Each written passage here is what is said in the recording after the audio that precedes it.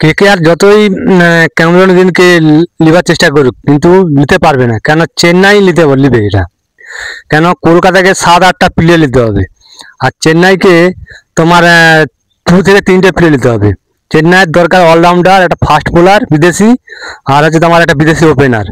ঠিক আছে, চেন্নাই যদি ক্যামেরন গ্রিনকে নেয় কমসে কম 25-30 কোটি টাকা বাজেট চলে যাবে। আর যদি কলকাতা যদি টার্গেট করে ক্যামেরন গ্রিনকে, তাহলে কিন্তু কলকাতা ভালো ভালো প্লেয়ার নিতেই পারবে না। আর কলকাতাকে কমসে কম ওপেনার দরকার, বিদেশি ওপেনার দরকার, বিদেশি অলরাউন্ডার দরকার, বিদেশি বোলার দরকার। ঠিক আছে, কিন্তু এদের পিছনে যদি খরচা না করে, যদি ক্যামেরন গ্রিনের পিছনে খরচা করে, তাহলে কিন্তু কলকাতার একটা বিশাল বড় ক্ষতি হয়ে যাবে। কেন কলকাতার পার্সে আছে সব থেকে বেশি জায়গা, ঠিক আছে, কিন্তু সব দিকে দেখতে হবে। কেন তুমি একটা ওপেনার নিতে যাবে, যে তুমি 2 কোটি 3 কোটি টাকায় একটা ওপেনার পেয়ে যাবে, এটা ভুল কথা। কমসে কম 8-10 কোটি তো যাবেই। সেই হিসাবে দেখতে গেলে ক্যামেরন গ্রিনকে কলকাতা মানে পাবে না কোনো মতে।